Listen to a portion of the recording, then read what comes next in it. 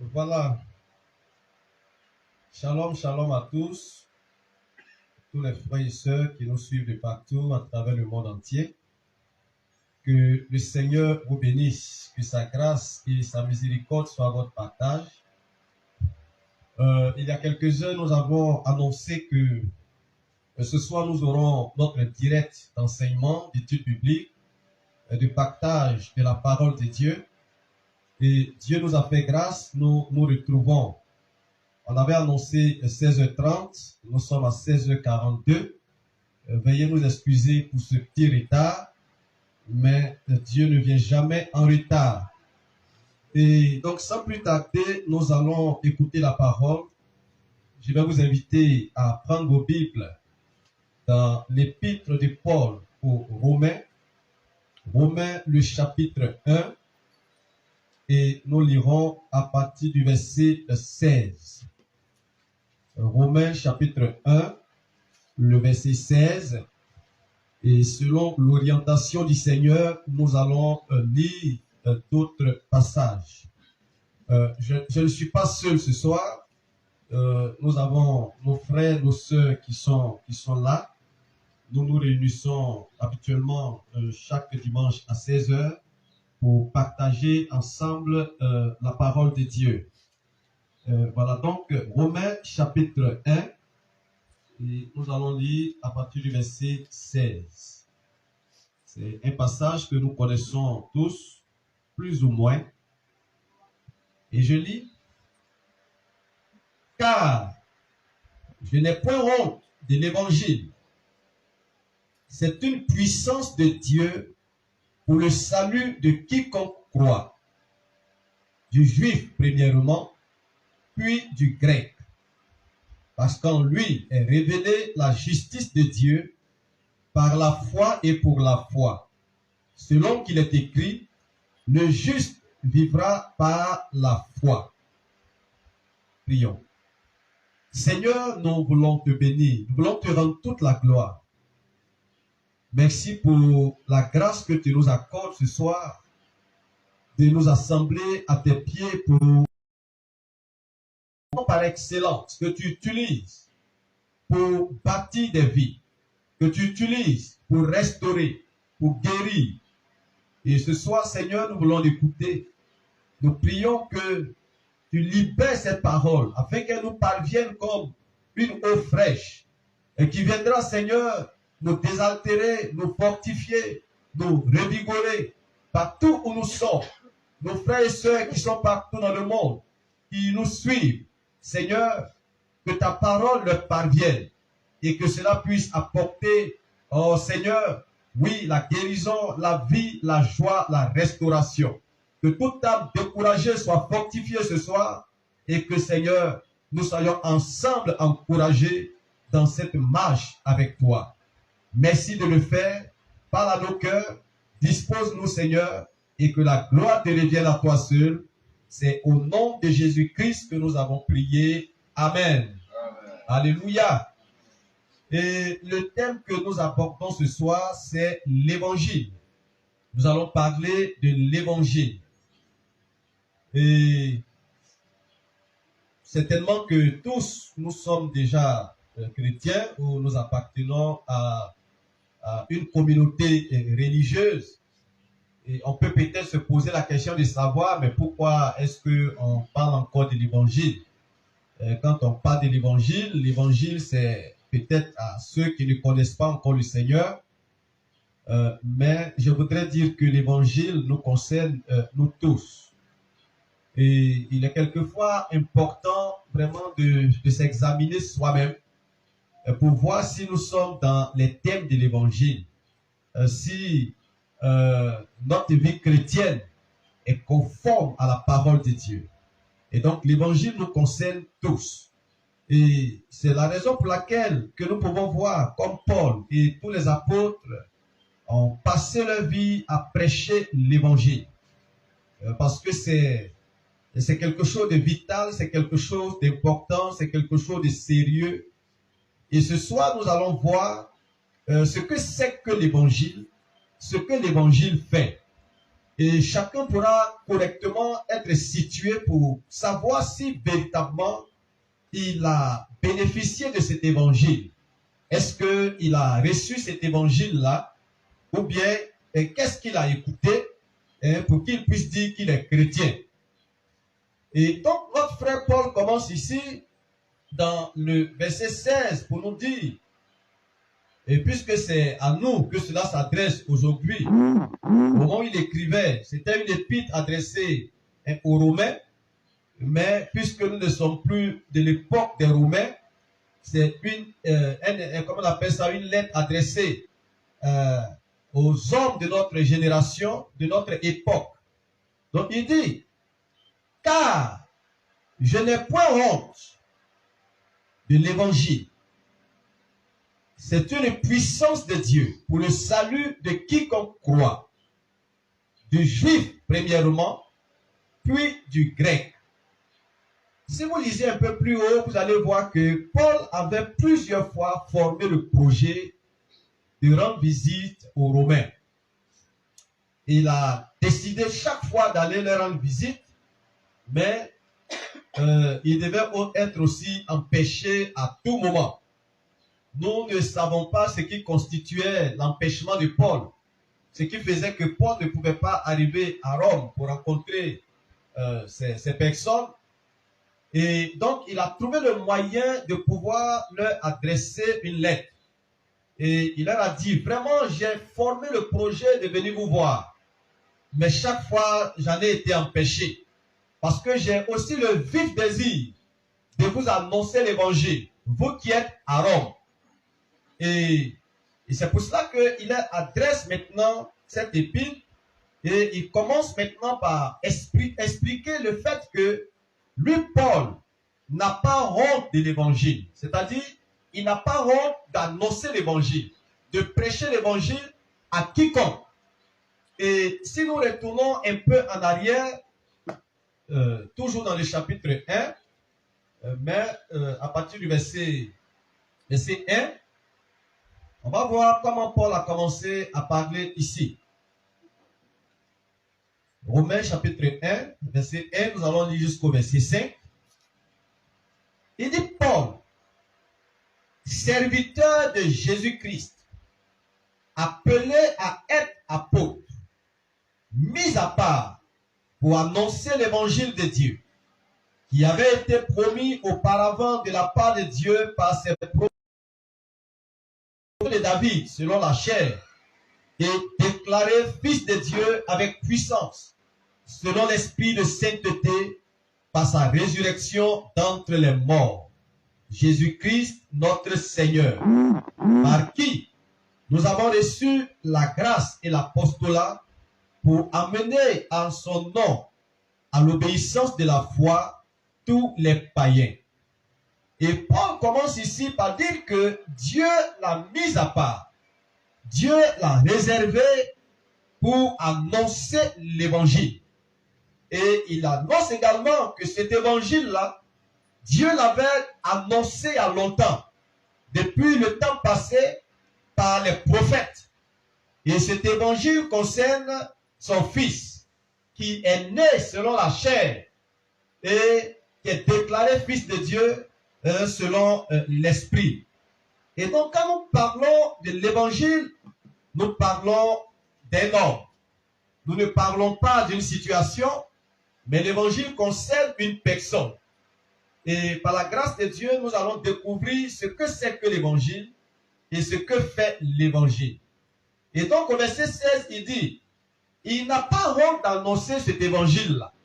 Parce que c'est pour ça que Dieu l'a mis à part.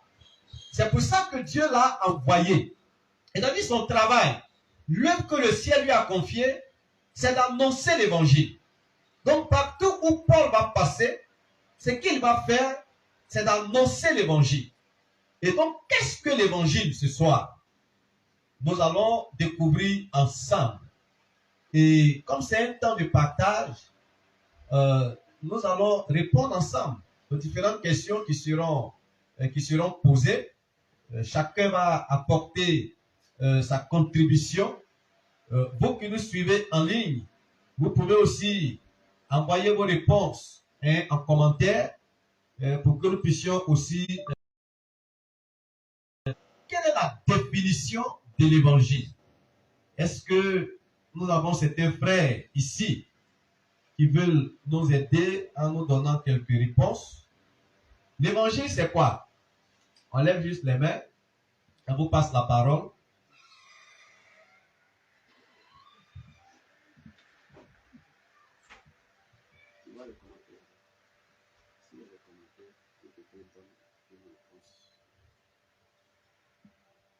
D'accord? Oui, on a notre frère qui va te présenter. Voilà, parle un peu fort, ça va passer. Le frère Amos, ok? Le frère Amos dit que l'évangile, c'est la bonne nouvelle. Ok, merci mon frère. Qui d'autre? L'évangile, oui. Moi, l'évangile, c'est la bonne nouvelle qui concerne annoncer la mort et la résurrection de Jésus. Notre sœur Agathe, Madame Niamien, voilà, qui dit que l'évangile, ça concerne la bonne nouvelle et qui signifie annoncer la mort, la résurrection de Christ. Alléluia. Voilà, qui d'autre a une réponse peut-être différente? D'accord. Donc, on est tous d'accord que l'évangile, c'est la bonne nouvelle. L'évangile, c'est la bonne nouvelle. La Bible nous a dit tout à l'heure, quand on a lu, à partir du verset 1 jusqu'au verset 5, que Dieu avait, dans le temps passé, annoncé cet évangile-là, c'est-à-dire la venue de cet évangile par ses saints prophètes. Donc, depuis le temps passé, Dieu était en train d'annoncer à l'humanité, par les prophètes qu'il avait établis à cette époque-là, qu'il y a une bonne nouvelle pour vous. Il y a une bonne nouvelle qui arrive. Il y a une bonne nouvelle qui arrive. Et le verset 3, 4 jusqu'à 5 nous a dit tout à l'heure que cet évangile-là concerne une personne, concerne son fils. Donc, depuis longtemps, Dieu était en train d'annoncer la venue de Jésus à l'humanité. Et en quoi est-ce que la venue de Jésus peut constituer une bonne nouvelle? Alléluia. C'est ce que nous allons découvrir ce soir.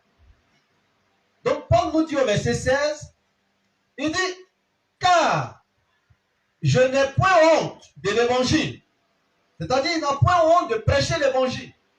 Il n'a pas honte que ce soit son travail, que partout où il soit, qu'il prêche l'évangile, que ce soit aux Grecs, que ce soit aux Juifs, quel que soit l'environnement dans lequel il va se trouver, lui, Paul, n'a pas honte d'annoncer l'évangile. Parce que c'est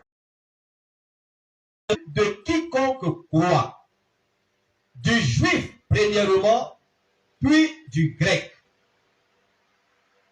Et donc, Paul commence par expliquer ce pourquoi Dieu envoie l'évangile.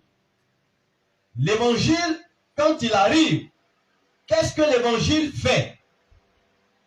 Dans la version Louis II que nous sommes en train de lire, c'est écrit, c'est une puissance de Dieu.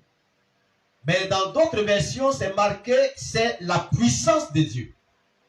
Quand on dit c'est une puissance de Dieu, ça sous-entend que il y a d'autres puissances que Dieu a. Mais c'est cette puissance-là que Dieu donne pour sauver les gens. Non. Il n'y a aucune autre puissance dont Dieu dispose pour sauver quiconque en dehors de l'évangile. Donc l'évangile est la puissance de Dieu. Est-ce que quelqu'un a une autre version où on peut voir la puissance de Dieu et pas une puissance? Semeur. D'accord? La version Semeur. Tu peux nous lire à haute voix. Romains 1, verset 16. Car je n'ai pas honte de l'évangile. Car je n'ai pas honte de l'évangile. C'est la puissance de Dieu pour laquelle il sauve tous ceux qui croient. C'est la puissance de Dieu. Ce n'est pas une. C'est la puissance. C'est la puissance dont Dieu dispose pour sauver tous ceux qui croient. Alléluia. Il y a une version qui le dit comme ça. D'accord.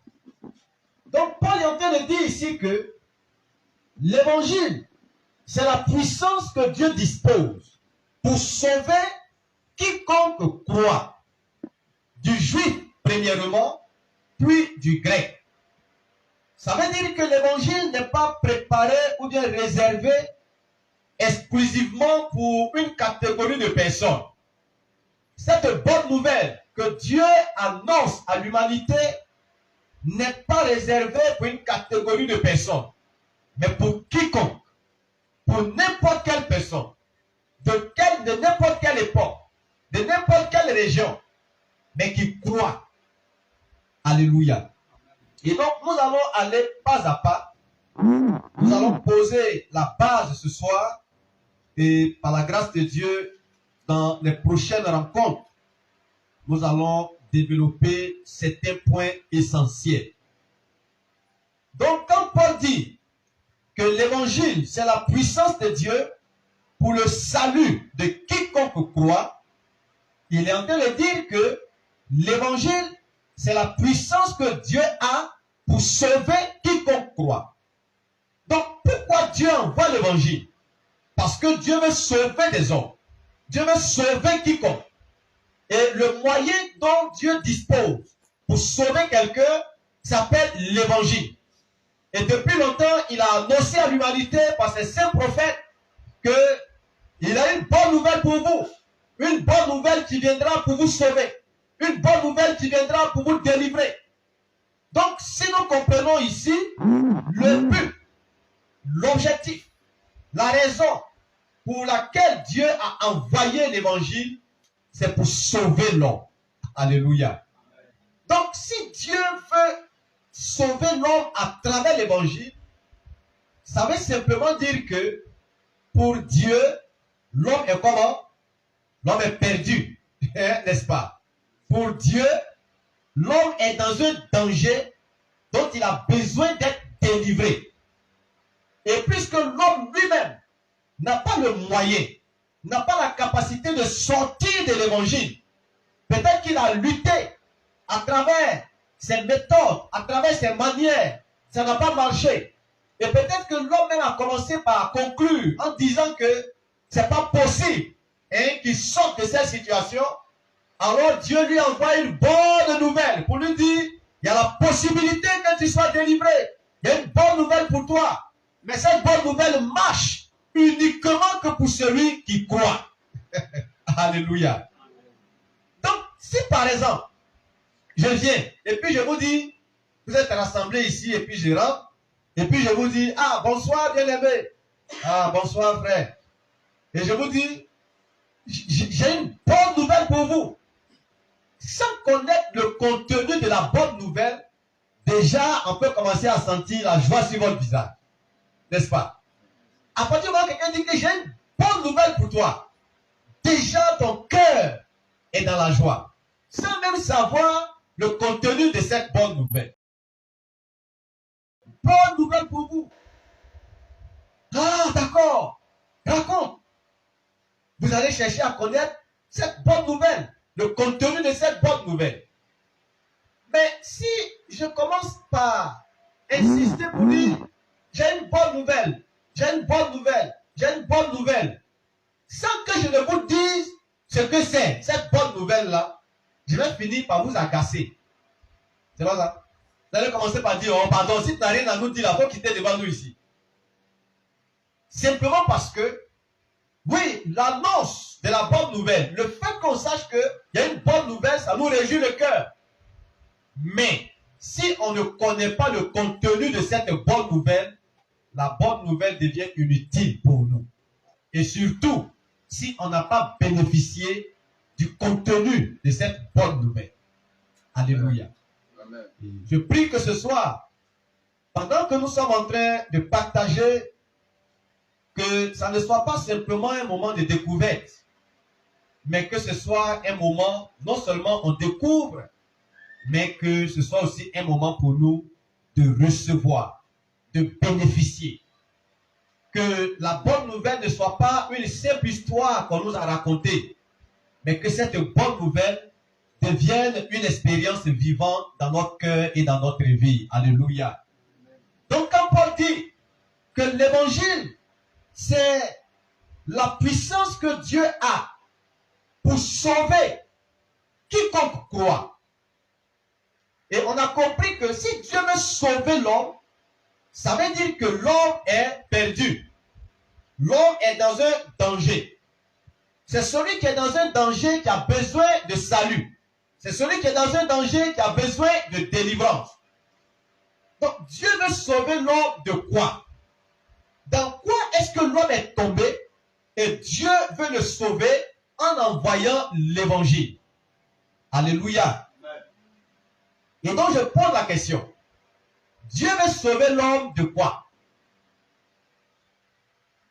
D'une noyade, d'un accident? Oui, mon frère. Notre frère dit que Dieu veut sauver l'homme du péché. D'accord? Qui d'autre? On est tous d'accord avec notre frère? Ou bien il y a d'autres réponses? Dieu veut sauver l'homme de quoi? Pourquoi est-ce que Dieu a envoyé l'évangile? C'est pour sauver l'homme de quelle situation? Effectivement, notre frère a raison. Dieu veut sauver l'homme du péché. Parce que le danger dans lequel l'homme est tombé et que l'homme ne peut pas sortir de lui-même, de par ses propres efforts, de par sa capacité, c'est le péché. Alléluia. Ce soir, nous allons simplement, comme je l'ai dit, poser certaines bases. Et au fur et à mesure que nous allons avancer, nous allons rentrer dans les moindres détails pour expliquer ces choses. Il y aura spécialement un chapitre qui sera consacré au péché. Alléluia. Mais ce soir, nous allons juste implanter le décor. Donc, si Dieu veut sauver l'homme, c'est parce que Dieu estime que l'homme est tombé dans une situation grave. Et cette situation grave, c'est le péché. Le péché. On va lire un verset.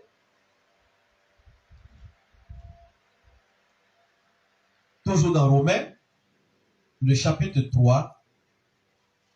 Et on va lire le verset 23. Romains, chapitre 3, verset 23.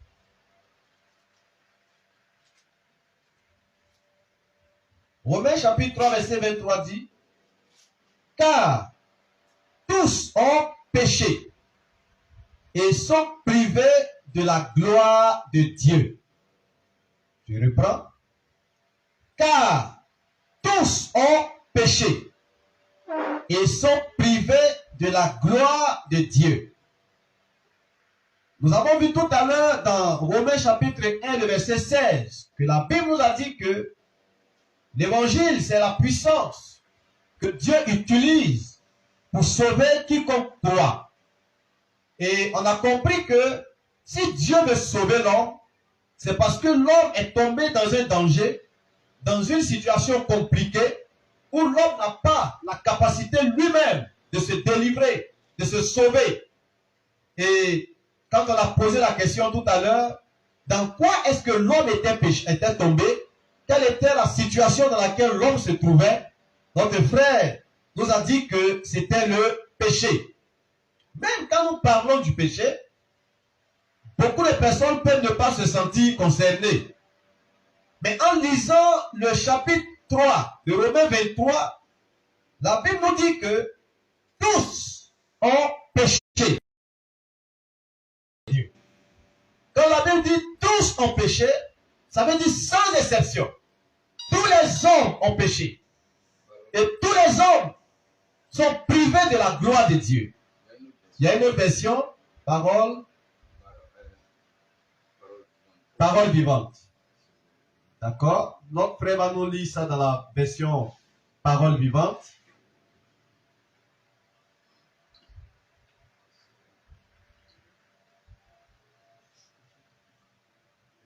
Donc pour tous ceux qui nous suivent et qui nous prennent en marche, nous sommes à notre moment d'édification et nous sommes en train, par la grâce de Dieu, de découvrir ce que c'est que l'évangile.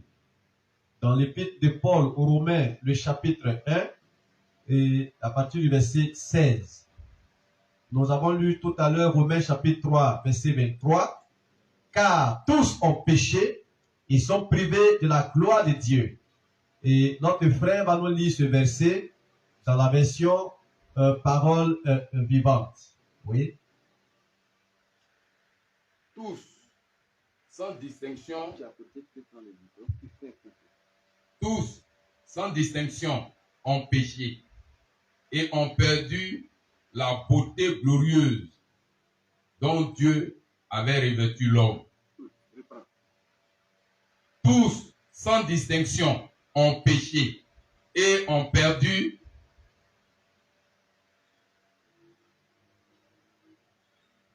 la beauté glorieuse dont Dieu avait revêtu l'homme. Tous ont manqué le but qu'il leur avait assigné dans son plan. Personne ne saurait reprendre, être approuvé de Dieu, ni accéder à sa glorieuse présence. Alléluia. Donc, nous comprenons ici que quand nous parlons du péché, le péché dans lequel l'homme est tombé, la Bible dit que c'est tous, sans exception. Tous, sans exception, tous ceux qui sont nés dans ce monde, hommes, femmes, tous sans exception, ont pris l'héritage du péché. Et cette bonne nouvelle les concerne tous. Je voudrais lire également un autre passage pour montrer encore effectivement que tous sont tombés dans le péché. Romains, toujours le chapitre 5, le verset 12. La Bible dit, c'est pourquoi, comme par un seul homme, le péché est entré dans le monde, et par le péché, la mort.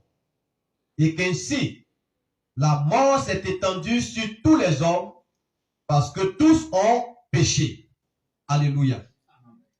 La Bible nous dit encore ce soir, qu'en ce qui concerne le péché, aucune personne n'est exclue. Parce que par un seul homme, et ce seul homme-là, c'est Adam. À travers Adam, le péché est entré dans le monde. Et quand le péché est entré dans le monde, le péché est venu avec la mort. Parce que la mort est le camarade du péché. Voilà, là où tu vois le péché, ne cherche pas loin. La mort est à côté. N'est-ce pas? Quand nous lisons Romains 6, verset 23, la Bible nous a dit que le salaire du péché, c'est quoi? C'est la mort. Donc, là où le péché se pratique, le salaire est tout juste à côté. C'est la mort. Donc, la Bible nous a dit que l'homme est tombé dans le péché. Le péché est rentré dans le monde par un seul homme. Ce ne sont pas tous les hommes qui ont commis le péché et puis ils sont devenus pécheurs. Non. Un seul homme a commis le péché. Et tous les hommes qui sont sortis de lui ont été contaminés par le péché. L'homme n'est pas pécheur parce qu'il a péché. L'homme est pécheur parce qu'il est né d'un être pécheur. Alléluia. Voilà. On ne fait rien pour être pécheur dans ce monde. Mais on est pécheur. À cause du fait que le péché est déjà rentré dans le monde. Il suffit que quelqu'un naisse dans le monde, il est pécheur. Il est pécheur sans le vouloir. Donc on est pécheur non par consentement. Ça n'a rien à voir avec notre décision. Mais ça a quelque chose à voir avec notre naissance. Alléluia. Il suffit que tu naisses dans ce monde à travers un homme et une femme. La Bible dit, le péché fait que l'homme ne peut pas accéder à la gloire de Dieu. Le péché prive l'homme de la présence glorieuse de Dieu. Ça veut dire que si quelqu'un a le péché dans sa vie et qu'il cherche la gloire de Dieu, même s'il se met à crier, même s'il se met à chanter, Seigneur, fais-moi voir ta gloire, Seigneur, fais-moi voir ta gloire, la Bible dit qu'il sera privé correctement de la gloire de Dieu. Parce que le péché prive l'homme de la gloire de Dieu. Alléluia. Et quand nous revenons dans l'évangile, pas dans l'évangile, dans le chapitre 1 de Romains, où Paul est en train de nous parler de l'évangile, au verset 16, il dit, car je n'ai point honte de l'évangile. C'est une puissance de Dieu pour le salut de quiconque croit, du juif premièrement, puis du grec. Donc, puisque Dieu ne veut pas que l'homme reste privé de sa gloire, Dieu ne veut pas que l'homme reste dans cet état de pécheur où il va mourir et être jeté plus tard en enfer. Dieu lui-même décide de sauver l'homme. Il décide d'enlever l'homme de cette situation. Donc la Bible nous a dit que le moyen par lequel il le fait, c'est l'évangile. L'évangile qui est la puissance à travers laquelle Dieu délivre l'homme. Dieu sauve l'homme du péché. Donc ce soir, nous sommes en train de comprendre que, quel que soit le règne du péché dans une vie, Dieu dispose d'un moyen de pouvoir le sauver. Alléluia. Dieu dispose d'une puissance pour délivrer l'homme. Ça veut dire que la condition de pécheur dans laquelle l'homme est n'est pas une condition qui plaît à Dieu. Et Dieu ne veut pas laisser l'homme dans une telle condition, dans une telle position. Parce que quand Dieu créait le premier homme, c'est-à-dire Adam, qui est notre ancêtre, il ne l'a pas créé pécheur. C'est plus tard que le péché est entré en lui et que finalement, et très malheureusement, tous les êtres qui sont issus d'Adam ont pris l'héritage du péché. Donc au commencement, l'homme n'avait pas été créé pécheur. La Bible nous a dit dans Genèse chapitre 1 verset 26, puis Dieu dit, faisons l'homme à notre image, selon notre ressemblance. Donc l'homme que Dieu a créé, l'homme que Dieu a envoyé sur la terre pour qu'il puisse le représenter, n'était pas pécheur à l'origine. Il était à l'image et à la ressemblance de Dieu. Donc quand nous parlons d'image et de ressemblance de Dieu, ça n'a rien à voir avec l'aspect physique. C'est pas parce que Dieu a une tête qu'il a donné une tête à l'homme, ou qu'il a 2 pieds qu'il a donné 2 pieds à l'homme. Mais ça a quelque chose à voir avec la qualité de vie, avec l'identité, avec la nature que l'homme porte. Quand il a fabriqué le corps avec la terre, ce corps était inerte. Il n'y avait pas de vie. Il ne pouvait pas bouger. Et la Bible dit que Dieu a soufflé dans les narines un souffle de vie. Et l'homme est devenu un être vivant. C'est-à-dire un être qui contient la vie. Donc on peut voir aisément que Dieu a mis dans ce corps-là son souffle. C'est-à-dire sa vie. Une partie de lui-même. Donc l'homme a reçu en lui le souffle de Dieu. La vie de Dieu. Donc l'énergie qui coule dans la vie de l'homme, c'est la vie divine, la vie correcte. Donc l'homme était à l'image de Dieu par la qualité de vie qu'il portait. À l'extérieur, on voit un corps physique, mais à l'intérieur, il y a une vie qui est conforme à la vie de Dieu. Alléluia. Et c'était cette vie que notre ancêtre Adam portait au commencement. Et très malheureusement, il a perdu cette vie-là lorsque le péché est intervenu dans sa vie. Comme je l'ai dit, nous allons aborder ce chapitre-là très prochainement pour savoir exactement ce qui s'est passé. Et donc, nous sommes en train de comprendre que, quel que soit l'état de l'homme, c'est vrai, le péché est déjà venu. C'est déjà arrivé. Tous ont péché et sont privés de la gloire de Dieu. Par un seul homme, le péché est entré dans le monde. Et par le péché, la mort. La mort s'est étendue sur tous les hommes. Parce que tous ont péché devant Dieu. Sans exclusion. Tous ont péché. Mais la bonne nouvelle, c'est qu'il y a la possibilité d'être délivré, d'être affranchi. Alléluia. Et le moyen par lequel Dieu le fait, s'appelle l'évangile.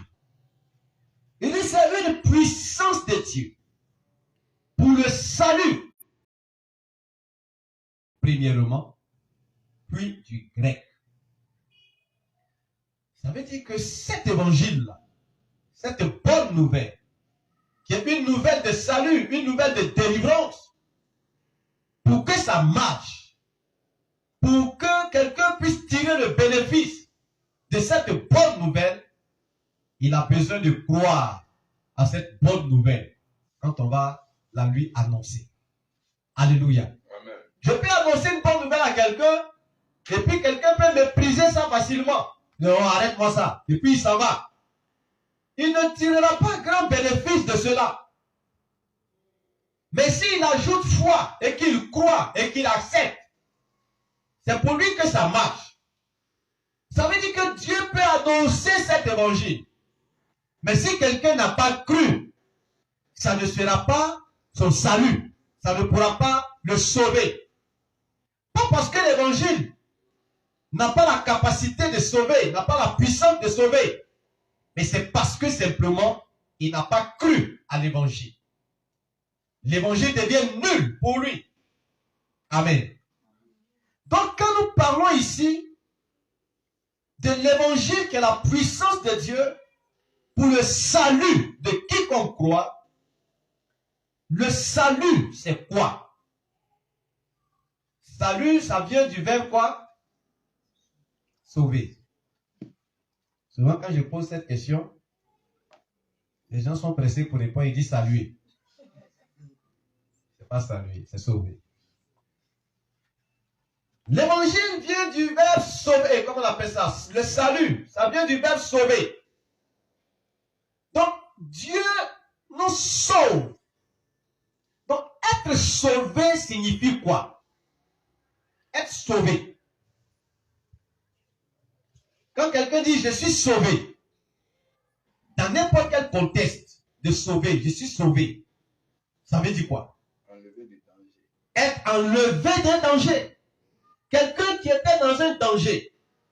Et voilà, il est sorti de ce danger. Il confesse maintenant qu'il est comment? Qu'il est sauvé. Je suis sauvé. On peut être sauvé d'une noyade. On peut être sauvé d'un accident.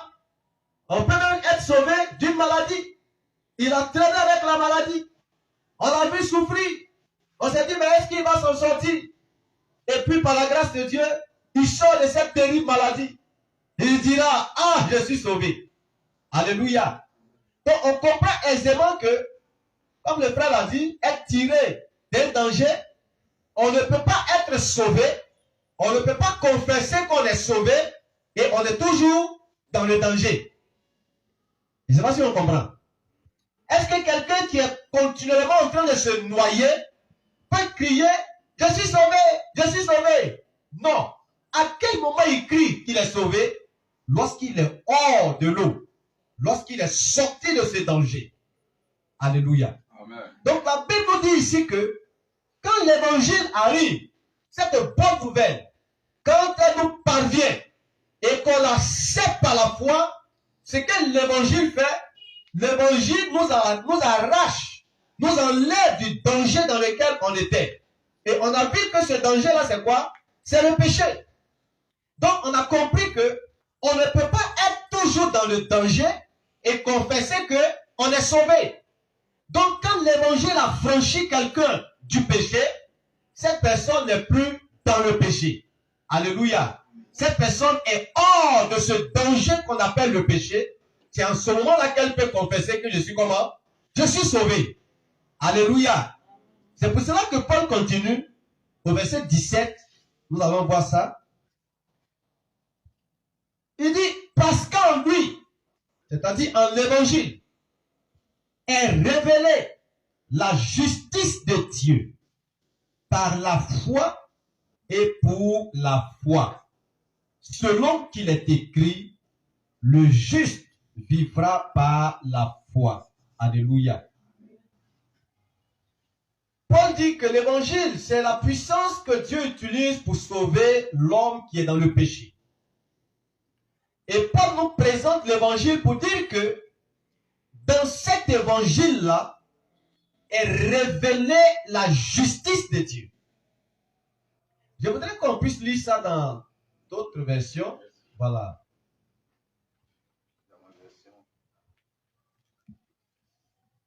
Et voilà ce que l'évangile nous révèle.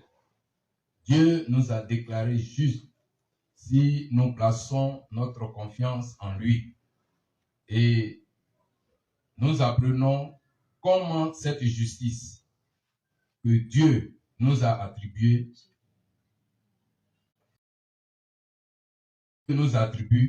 naît de la foi et la fait grandir. Ainsi qu'il est écrit dans l'Ancien Testament. Celui qui place sa confiance en Dieu sera déclaré juste devant lui et sa foi sera pour lui source de vie. Amen. Alléluia. Oui. C'est quelle version? Darby. Ok. Car je n'ai pas honte de l'évangile. Oui, il a commencé au verset 16. Car je n'ai pas honte de l'évangile. Car il est la puissance de Dieu en salut à quiconque croit. L'évangile est la puissance de Dieu en salut pour quiconque croit. C'est-à-dire, l'évangile est la puissance de Dieu qui sauve quiconque croit. Oui. Et aux Juifs premièrement. Aux Juifs premièrement, parce que c'est à eux que ça, c'est pas chez eux que ça a commencé. Oui. Et aux Grecs. Et aux Grecs. Oui. Car la justice de Dieu y est révélée. La justice de Dieu y est révélée. Donc, dans l'évangile, il y a la justice de Dieu. Et cet évangile nous révèle la justice de Dieu, oui. Sur le principe de la foi. Sur le principe de la foi. La justice de Dieu est révélée seulement à celui qui a la foi, qui croit en l'évangile. Pour la foi. Pour la foi. Selon qu'il est écrit. Selon qu'il est écrit. Or, le juste vivra de la foi. C'est-à-dire, si l'évangile a révélé la justice de Dieu, celui qui peut bénéficier de cette justice, c'est celui qui a la foi. Maintenant, celui qui a été justifié par sa foi à travers l'évangile, pour pouvoir vivre, il doit vivre aussi par la foi. Alléluia.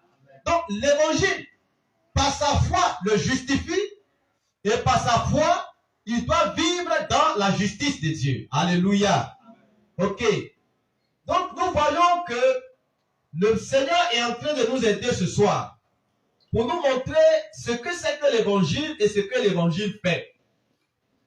Le frère nous a lu tout à l'heure dans la version parole vivante, verset 17, où il disait, et voilà ce que cet évangile nous révèle.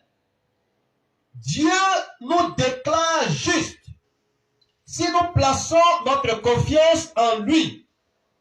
Et nous apprenons comment cette justice que Dieu nous attribue naît de la foi et la fait grandir. C'est-à-dire la foi également fait grandir cette justice, ainsi qu'il est écrit dans l'Ancien Testament, bien sûr, celui qui place sa confiance en Dieu sera déclaré juste devant lui et sa foi sera pour lui source de vie. Alléluia.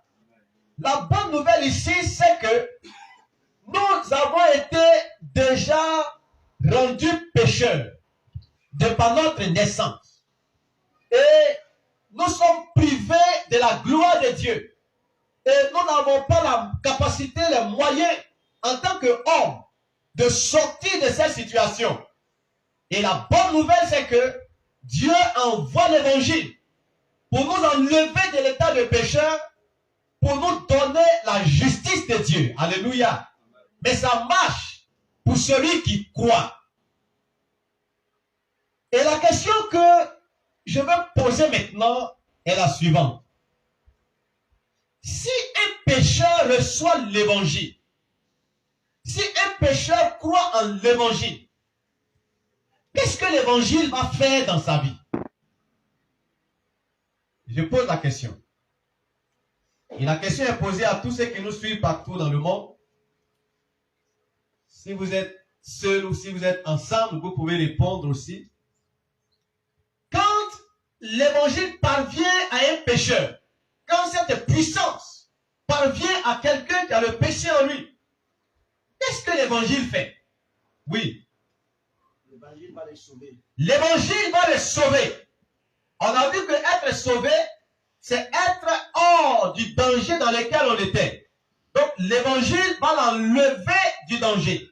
Oui, quoi d'autre que l'évangile fait? Oui, frère, il va répondre. Oui, l'évangile va le sauver et puis va donner un changement à sa vie. L'évangile va le sauver et l'évangile va donner un changement à sa vie. D'accord? Petit point. Oui. S'il croit.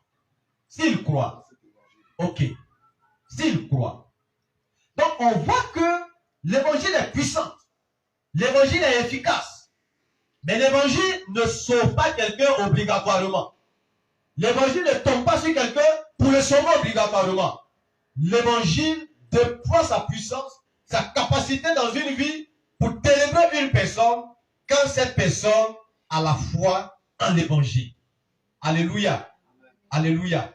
Donc nous voyons que ce que l'évangile fait, quand l'évangile rencontre le pécheur qui a écouté cette bonne nouvelle, qui a cru dans son cœur, qui a accepté, l'évangile lui révèle la justice de Dieu.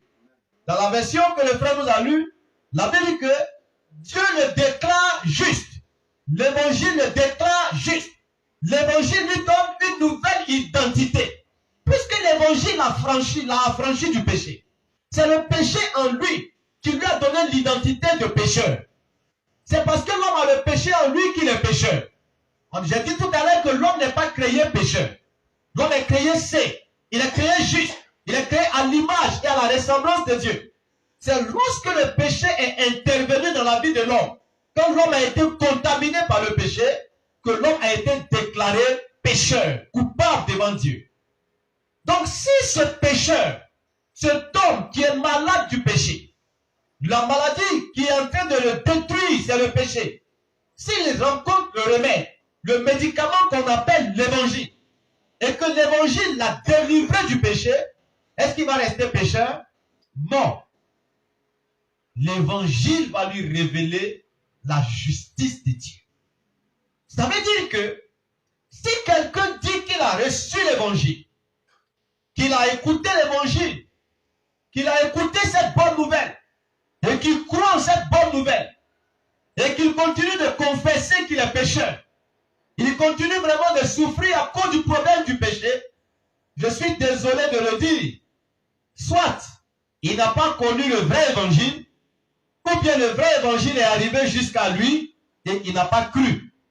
Parce que c'est que l'évangile fait, quand on croit à l'évangile, l'évangile nous délivre du péché. Et quelqu'un ne peut pas dire qu'il est délivré de quelque chose et il est toujours dans cette chose. Celui qui continue d'être dans le danger n'est jamais délivré du danger. Alléluia. Le danger constitue toujours un problème pour lui. Donc il a toujours besoin de l'évangile. Et c'est malheureux aujourd'hui de voir des personnes qui disent qu'ils sont chrétiens, ils sont enfants de Dieu, et même serviteurs de Dieu, qui sont toujours pécheurs, et qui continuent de confesser qu'ils sont pécheurs. J'en ai rencontré, et quand j'étais à Daloa, je ne sais pas en quelle année, j'ai rencontré un pasteur comme ça. J'étais sorti de la maison et puis je l'ai trouvé, il était assis devant le portail. Je ne savais pas qui c'était. Quand je l'ai abordé, bonjour monsieur, bonjour. J'ai dit, ah, vous attendez quelqu'un? Il dit non. Il passait, mais comme il a vu que c'est la maison de son père, c'était une maison, mais on priait à l'intérieur. Donc on a écrit le nom de l'église sur la clôture.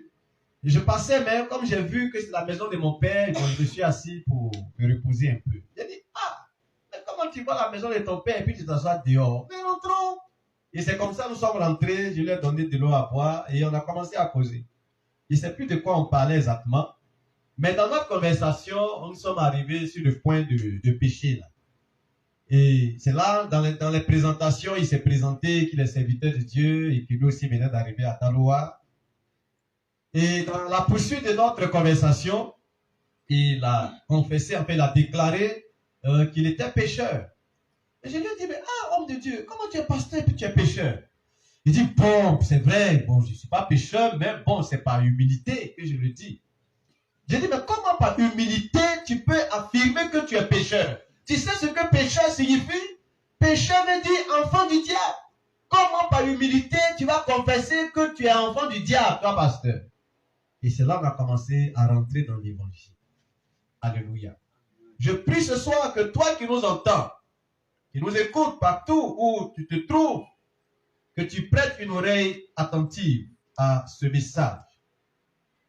Parce que ça sera très dommage, après avoir passé plusieurs années en croyant qu'on est avec le Seigneur, et qu'on soit toujours demeuré pécheur sans avoir reçu la justice de Dieu.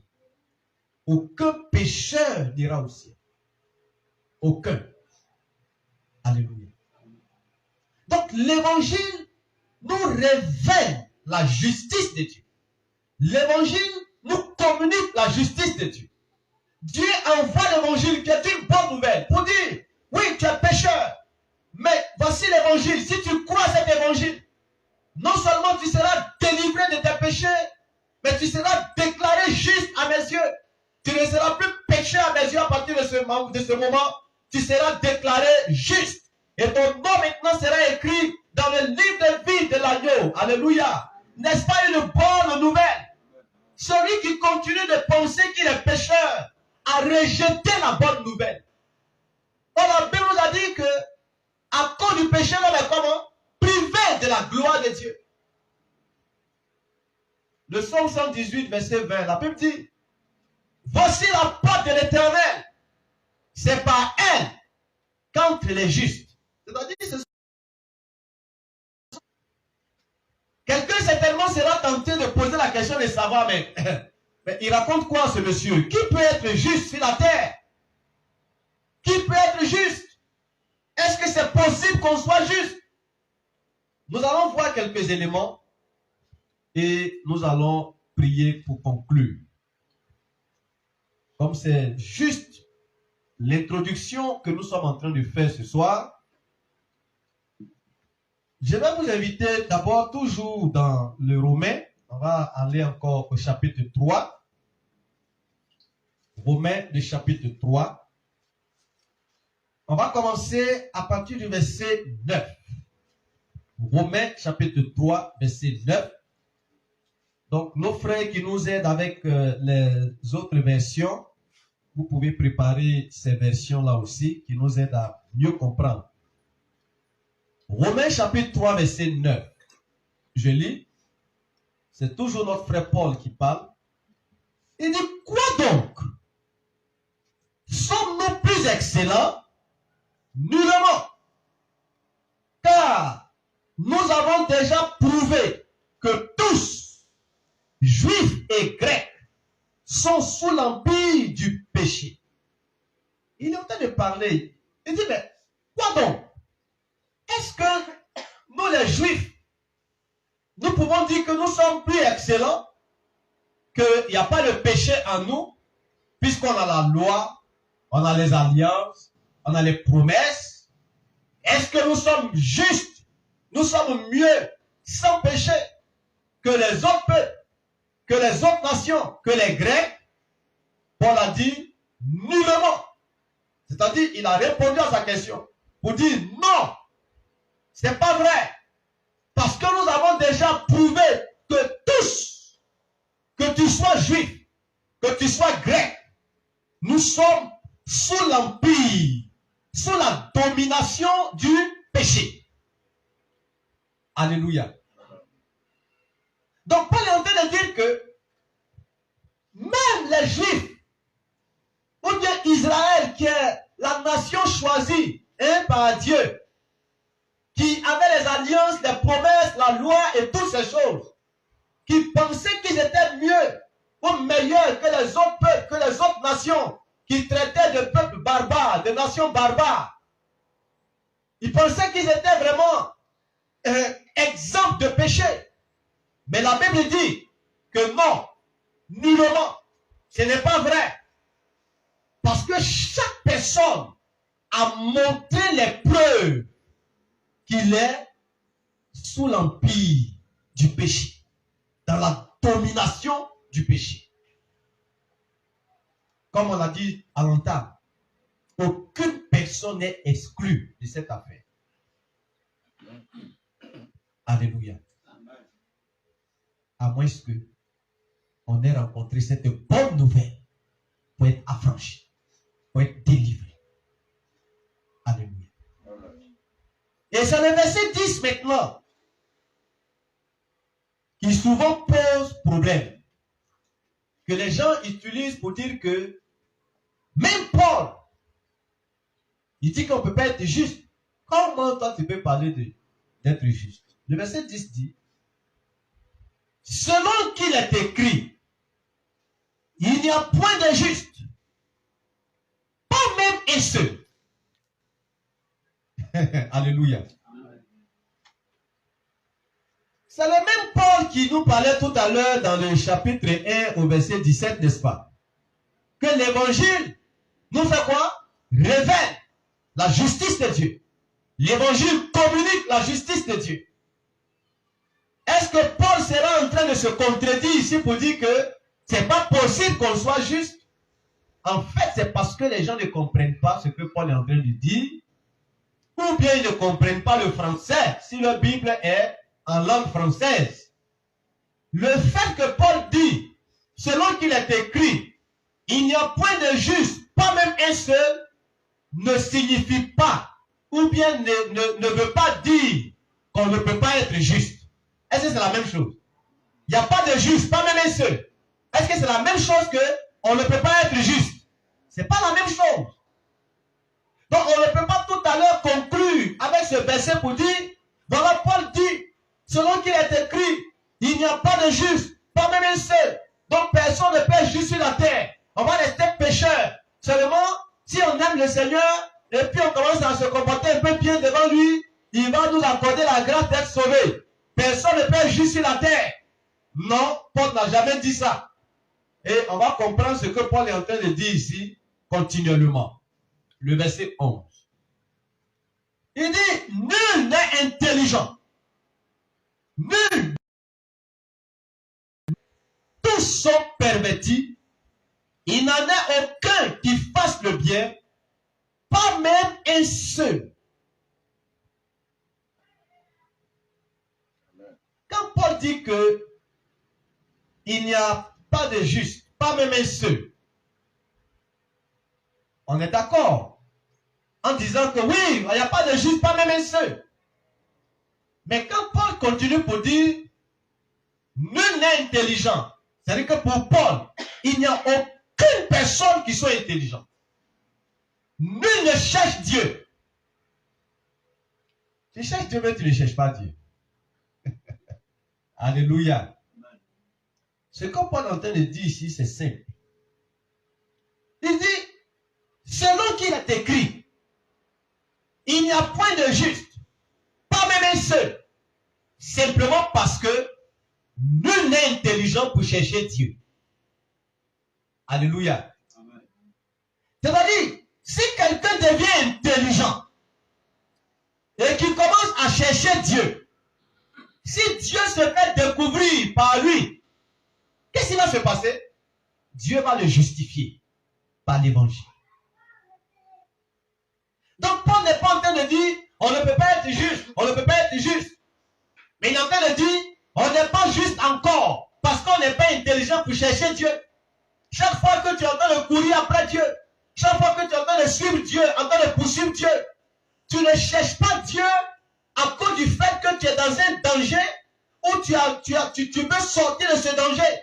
Mais tu cherches Dieu par rapport à ce que tu peux recevoir de lui, ce que tu peux gagner de lui. Aujourd'hui, les gens poursuivent Dieu à cause de mariage, poursuivent Dieu à cause de bénédiction, poursuivent Dieu à cause de ceci.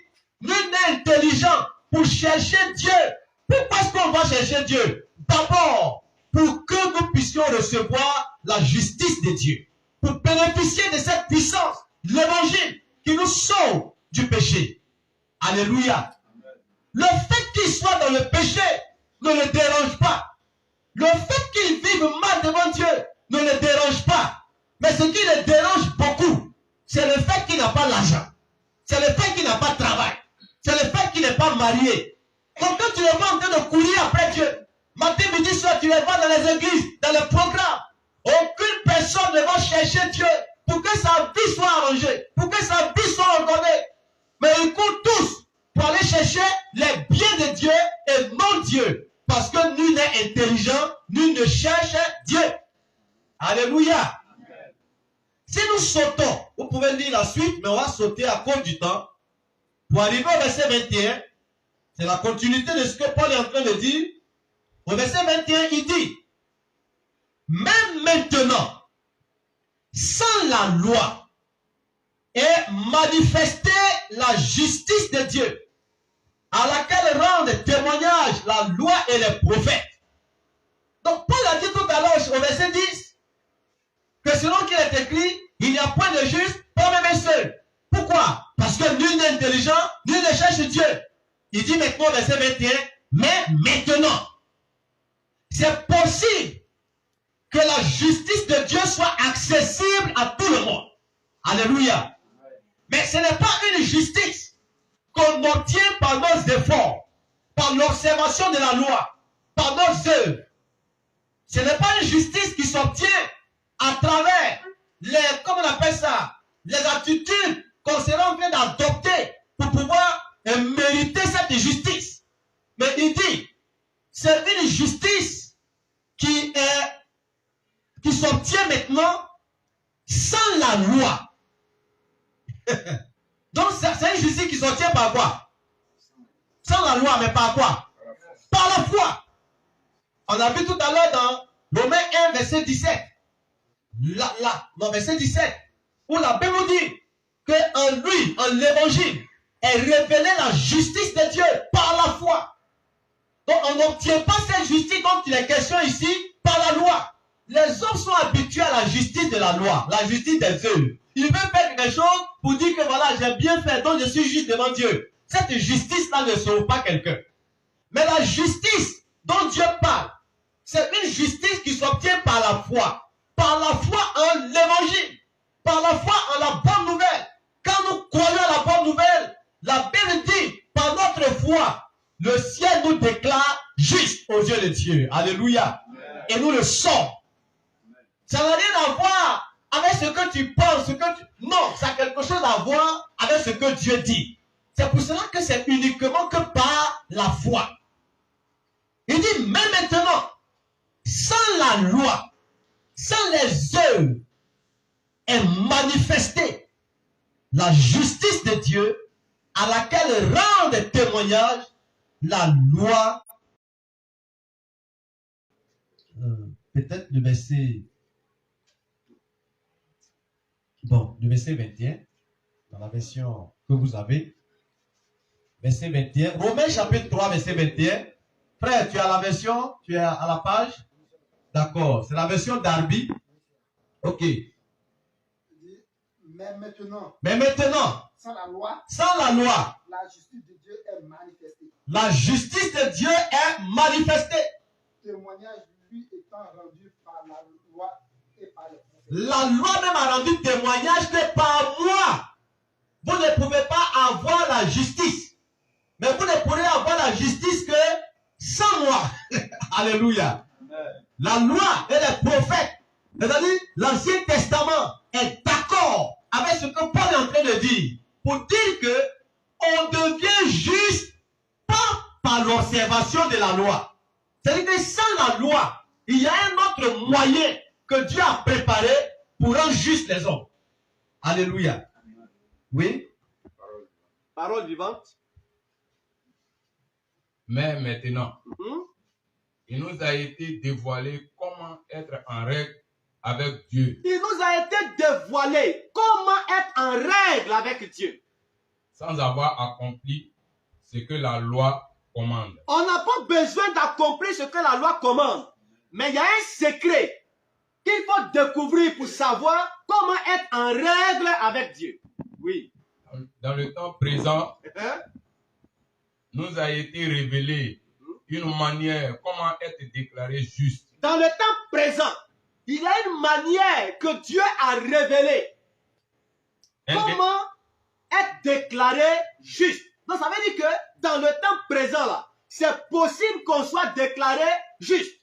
C'est possible qu'on reçoive la justice de Dieu. Mais il faut découvrir quoi? La manière. Oui. Indépendamment des œuvres légales, C'est-à-dire que cette justice dont il est question n'a rien à voir avec nos œuvres. Les œuvres de la loi. Je ne fais pas quelque chose pour devenir juste. Mais il y a une autre manière que Dieu a dévoilée. Un autre secret que Dieu a dévoilé. Et c'est ce qui rend l'homme juste à ses yeux. Et c'est cette justice que le ciel considère. Alléluia. Parce que la loi et les prophètes même ont rendu témoignage que sans eux est manifestée la justice de Dieu. Alléluia. Donc si quelqu'un cherche la justice de Dieu dans la loi et les prophètes, il a échoué. Parce qu'il y a une autre manière que Dieu a dévoilée pour rendre les hommes justes à ses yeux. Le verset 21 seulement. C'est pas encore fini. Oui, il parle fort. Hein?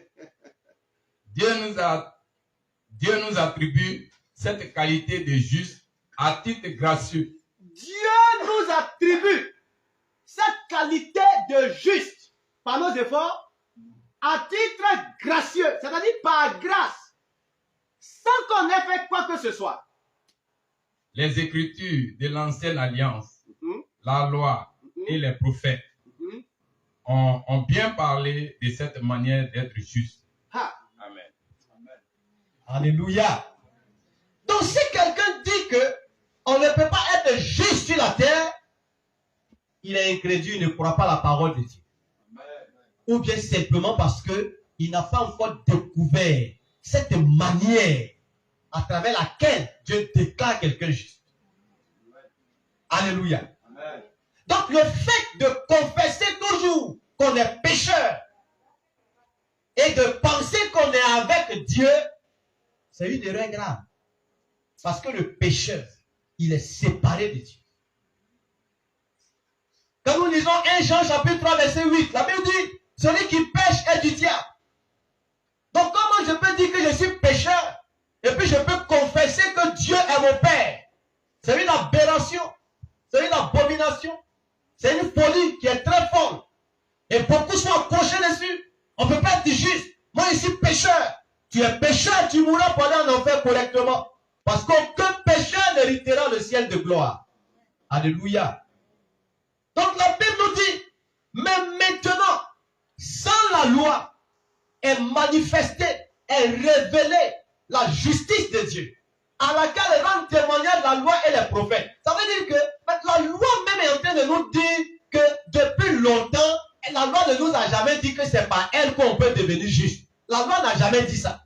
La loi n'a jamais dit que c'est par nos efforts qu'on peut devenir juste. Non. Quand nous allons évoluer, on va voir pourquoi est-ce que Dieu a donné la loi à l'homme. Alléluia. On va continuer de lire. On est en train de poser la base que c'est possible qu'on soit juste devant Dieu.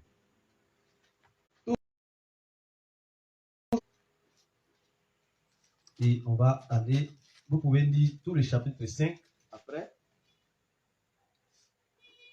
Mais on va aller au verset 18. Verset 18.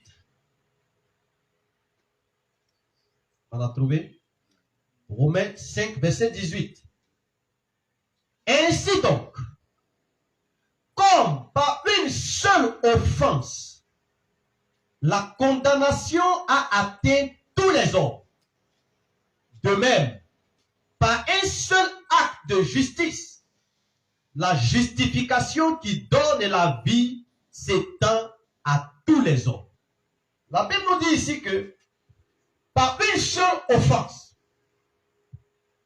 qu'un seul homme a commis devant Dieu, la condamnation a atteint tous les hommes. Ce n'est pas par beaucoup d'actes d'offense que les gens ont fait.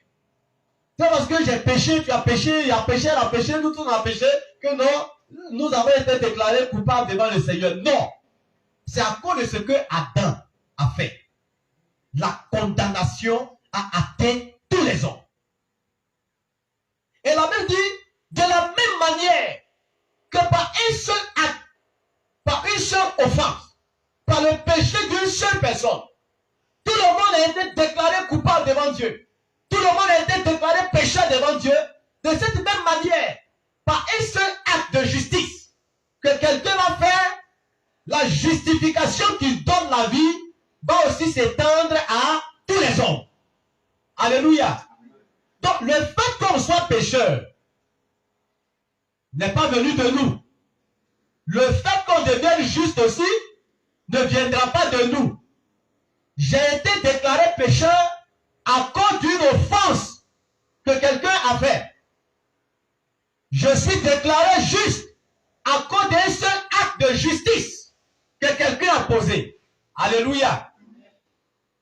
Et le verset 19 maintenant qui dit, car comme par la désobéissance d'un seul homme, beaucoup ont été rendus pécheurs, de même, par l'obéissance d'un seul, beaucoup seront déclarés comment? Ils seront rendus justes. Par la désobéissance d'un seul, on a été déclaré pécheur. On est déclaré pécheur. On n'a rien fait. Lui, il a fait quelque chose. Il dit, d'accord, à partir d'aujourd'hui, tous ceux qui vont naître de toi, ils sont tous pécheurs à mes yeux. Ils sont tous contaminés. À cause de lui, sa désobéissance, on a été rendu pécheurs. Et la Bible dit, de même, pour devenir juste, Dieu ne demande pas aux hommes que chacun fasse des efforts pour poser des actes de justice. De la même manière que par un seul qui a commis le péché, on a été rendu pécheur. De cette même manière, si un seul vient pour poser un acte de justice, nous serons rendus justes. Mais ça marche pour celui qui croit. Alléluia. Donc la bonne nouvelle ici, c'est que nous étions pécheurs. Nous étions tombés dans le péché à cause du fait que quelqu'un a posé un acte qui nous a rendus pécheurs, coupables devant Dieu, sans le savoir. Et quand nous sommes arrivés aussi, puisqu'on avait déjà le péché en nous, on a commencé à produire le fruit du péché. Et la Bible nous dit qu'en étant dans cet état, nous sommes privés de la gloire de Dieu. Mais la bonne nouvelle ce soir, c'est qu'il y a un moyen, il y a une méthode, il y a un secret, il y a la puissance par laquelle Dieu délivre l'homme du péché et lui communique sa justice. Alléluia. Amen. La bonne nouvelle ce soir, c'est que on ne va pas demeurer pécheur éternellement. Mais si nous rencontrons l'évangile, si nous acceptons l'évangile, si nous recevons l'évangile par la foi, nous sommes déclarés justes devant Dieu, sans nos efforts. Amen. Alléluia. Amen. On n'a rien fait pour être pécheur. Pourquoi tu veux faire quelque chose pour devenir juste? Si c'est parce qu'on avait fait quelque chose et puis on est devenu pécheur, Dieu allait nous demander simplement, ce que tu as fait puis tu es devenu pécheur, ne fais plus. Fais le contraire de ce que tu as fait, comme ça tu vas devenir juste. Non! On n'est pas pécheur par nos actes. On est pécheur de par notre naissance. On a obtenu un héritage. C'est quelque chose qui est inné. Sans notre consentement. Dans ce monde, on a commencé à vivre dans le péché, à produire, à manifester les fruits du péché, les œuvres du péché, partout.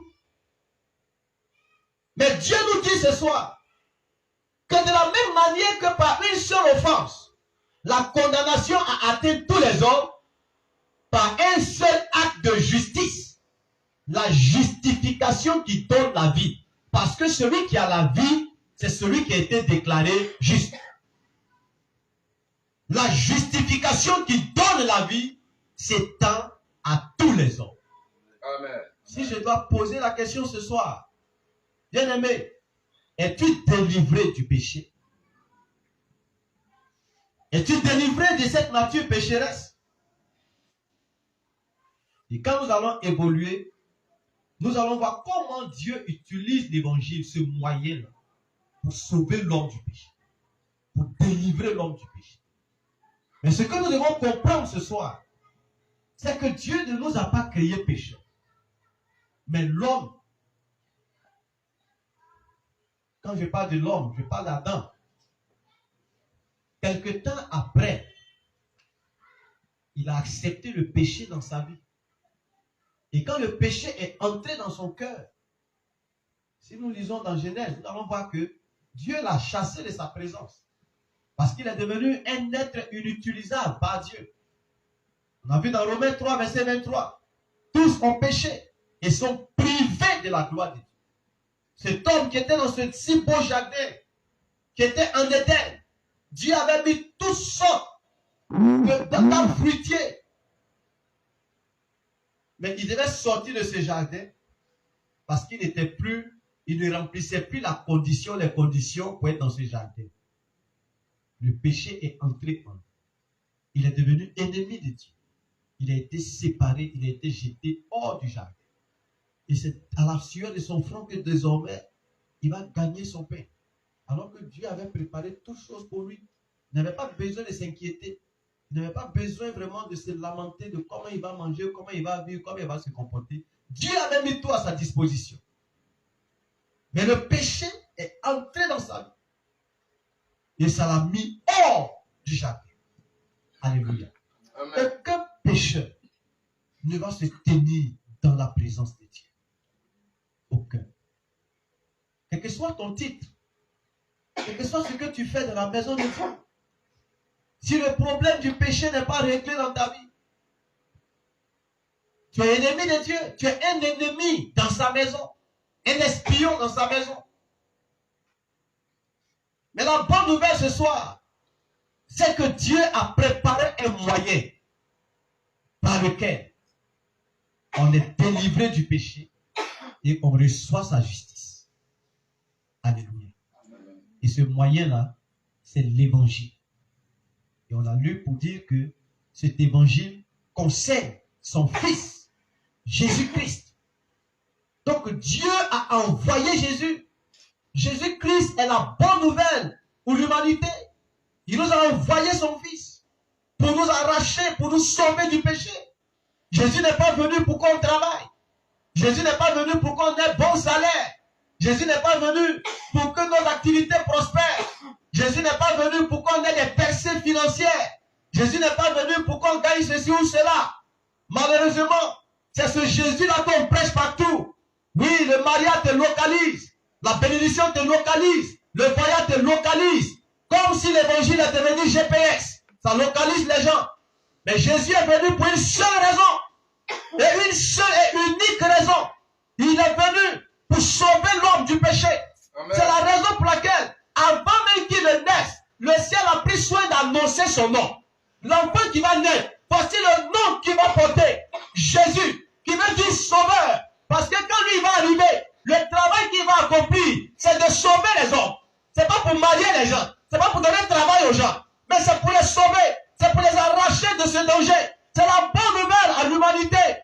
Quand nous lisons Matthieu, chapitre 1, le verset 18, quand Joseph était en train de se lamenter, il était en train de se torturer l'esprit parce qu'il a constaté que sa femme Marie était enceinte, bien qu'il ne soit pas allé avec elle. La Bible dit, il aimait Marie, mais il ne voulait pas la diffamer. Donc il était en train de chercher le moyen par lequel il va rompre secrètement avec elle. Et pendant qu'il y pensait, l'ange de Dieu apparut à Joseph pour lui dire, Joseph, ne crains point de prendre Marie ta femme. Oh, elle ne t'a pas trompé, elle n'a pas commis adultère. Mais l'enfant qu'elle porte a été conçu par le Saint-Esprit. Alléluia. Amen. Elle enfantera un fils et tu lui donneras le nom de Jésus. C'est lui qui sauvera son peuple de ses péchés. Il est le sauveur du péché. Quand nous rencontrons Jésus, ce que Jésus fait dans une vie, c'est de nous affranchir du péché. Il n'est pas venu pour qu'on voyage. Avant que Jésus ne vienne, les gens voyageaient, les gens travaillaient, les gens se mariaient. Jésus a rencontré un jeune homme qu'on appelle le jeune homme riche. Il n'est pas devenu riche à travers Jésus. Il était riche avant de rencontrer Jésus. Mais, alléluia, si nous avons raté le but et l'objectif pour lequel Dieu nous a envoyé Jésus, ce n'est pas évident que nous puissions rester avec Dieu pour l'éternité. Parce que tant que le problème du péché n'est pas réglé dans une vie, il n'y a pas de possibilité que tu aies une communion avec Dieu. Le Jésus dont je parle ce soir, il ne s'accommode pas avec le péché. Le Jésus dont je parle ce soir, il n'est pas dans une situation complaisante avec le péché. Le Jésus dont je parle ce soir, il ne négocie pas une place avec le péché dans une vie. Le travail que lui fait, quand il arrive quelque part, il débarrasse l'homme du péché. Alléluia. Il délivre l'homme du péché. Donc si tu penses que tu es avec un Jésus et le péché continue d'être un problème pour toi, tu continues de flirter avec le péché, sans que ce Jésus-là ne soit capable de te délivrer. Et tu vas rester comme ça, pécheur, jusqu'à ta fin, en train de lutter avec le péché, en train de lutter avec le péché, en train de jouer avec le péché. Je suis tenté de te dire ce soir que tu n'as pas encore fait la rencontre avec le vrai Jésus. La bonne nouvelle n'était pas encore parvenue. Alléluia. Mais le Jésus dont il est question, il a la force, il a la capacité de délivrer l'homme du péché. Alléluia. Et de communiquer la justice de Dieu. Nous allons bénir le Seigneur ce soir. Comme je le disais, ce n'est juste que l'introduction. Il y a certains points que nous allons détailler au fur et à mesure que nous avançons. Nous allons voir ce que c'est que le péché, comment le péché est entré dans l'homme, les conséquences du péché. Quand quelqu'un n'est pas délivré du péché, qu'est-ce qu'il attend si quelqu'un ne veut pas croire à l'évangile pour être sauvé? Quel est le sort qui lui est réservé? Nous verrons également ce que c'est que la loi. Puisque les gens pensent que pour pouvoir faire quelque chose pour plaire au Seigneur, c'est de faire des œuvres, c'est de pratiquer des efforts. On va voir pourquoi est-ce que Dieu a donné la loi à l'homme. On a lu tout à l'heure dans Romains chapitre 3, le verset 21. Mais maintenant, sans la loi, est manifestée la justice de Dieu, à laquelle rend témoignage la loi et les prophètes. Ça veut dire que la justice dont il est question n'a rien à voir avec l'observation de la loi. Alléluia. Donc on verra pourquoi Dieu a donné la loi à l'homme. Si on ne doit pas être juste par la loi, pourquoi les 10 commandements? Et on verra également ce que c'est que la repentance. Qu'est-ce qui est la repentance biblique? Et nous allons voir la justice de Dieu. Comment Dieu délivre le pécheur et lui communique la justice. Comment l'évangile sauve l'homme du pécheur et l'homme du péché et lui communique la justice de Dieu. Je ne sais pas combien de temps cela va nous prendre, mais par la grâce de Dieu, nous allons y arriver. Alléluia. Je voudrais bénir le Seigneur pour ce temps que nous avons passé. Pour ce soir, nous allons nous arrêter ici. Pour ceux qui nous suivent partout, voilà, que Dieu vous bénisse. Et j'espère que vous avez compris le message que le Seigneur nous a adressé ce soir. Nous allons rester en prière continuellement pour que nous puissions suivre la suite les jours à venir. Nous allons nous retrouver chaque dimanche à partir de 16h. Donc à 16h30, 16h45, nous allons commencer nos directs avec les messages. Et je voudrais vous inviter à vous connecter massivement et à partager aussi autour de vous pour que nous puissions être instruits par le Seigneur. La bonne nouvelle ce soir, c'est que c'est possible qu'en tant que pécheur, tu sois déclaré juste par Dieu. C'est possible parce qu'il y a le moyen, Dieu a le moyen par lequel il le fait. Et ce moyen-là, c'est l'évangile. Et c'est la raison pour laquelle, comme Paul, moi aussi, je n'ai point honte de l'évangile. Je peux prêcher l'évangile haut et fort parce que je sais ce que l'évangile a fait pour moi et ce que l'évangile a fait de moi. Alléluia. J'ai été justifié et je suis justifié pour toujours devant Dieu. Et je crois que Dieu aussi peut le faire pour toi si jusque-là tu n'as pas encore reçu la justice. Que le Seigneur nous bénisse. Nous allons nous incliner dans la prière. Nous allons dire merci au Seigneur pour ce message. Je ne sais pas qu'est-ce que tu as envie de lui dire ce soir dans ta prière. Mais dis-lui quelque chose. Dieu a parlé à nous. Oh, merci Seigneur pour ta grâce. Merci pour ta miséricorde. Béni sois-tu. Merci, Saint-Esprit.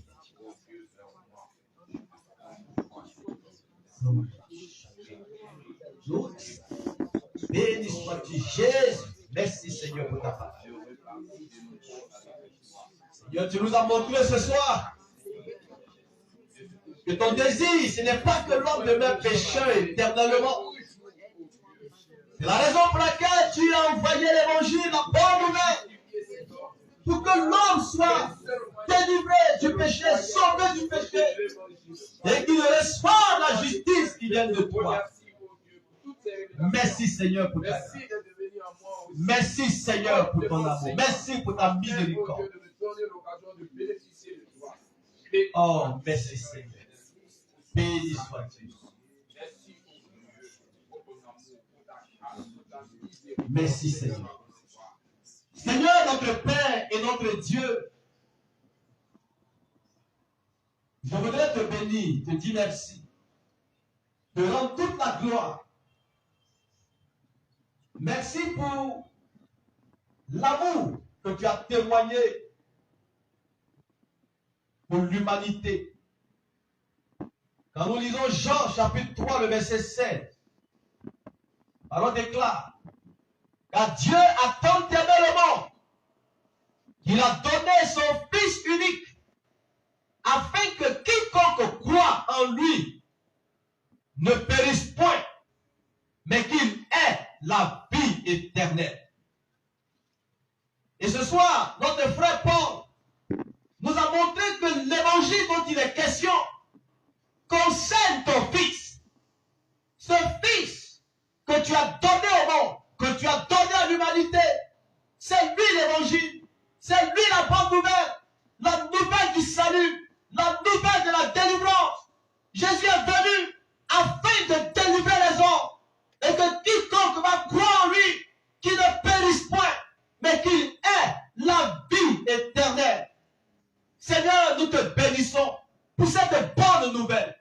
Et nous prions que, Seigneur, tu suscites la foi dans le cœur de tous ceux qui ont écouté ce message. Parce que c'est par la foi que cela devient possible. Tu as dit, afin que quiconque croit en lui ait la vie éternelle. Seigneur, suscite la foi. Produis la foi dans le cœur de tes enfants. Partout où ils seront, afin d'accepter l'évangile, afin d'accepter Jésus, afin d'accepter l'œuvre de la croix et de bénéficier de cette justice que tu accordes gracieusement, sans l'effort, sans l'intervention humaine. Merci Seigneur pour ta grâce. Merci pour ton amour. Merci pour nos bien-aimés qui sont partout éparpillés dans le monde, qui nous suivent, Seigneur. Ou pour toute personne qui tombera sur ce message, les jours à venir. Seigneur, je prie que tu suscites en lui la foi, afin qu'en écoutant cette parole, qu'il ne soit plus à l'aise d'être dans cette condition de pécheur, mais qu'il puisse te chercher, qu'il soit intelligent pour te chercher, pour que tu puisses lui communiquer la justice qui vient de toi. Parce que même maintenant est révélée la justice de Dieu, à laquelle rendent témoignage la loi et les prophètes. Merci pour ta présence, merci pour ton esprit. Te bénissons, que la gloire te soit rendue. C'est au nom de Jésus-Christ que nous avons prié. Amen. Amen. Alléluia. Voilà, merci, chers bien-aimés, vous qui nous suivez en ligne. Voilà, nous sommes en train de conclure notre programme. Que le Seigneur vous bénisse dans vos différentes maisons. Et à très bientôt. Bye.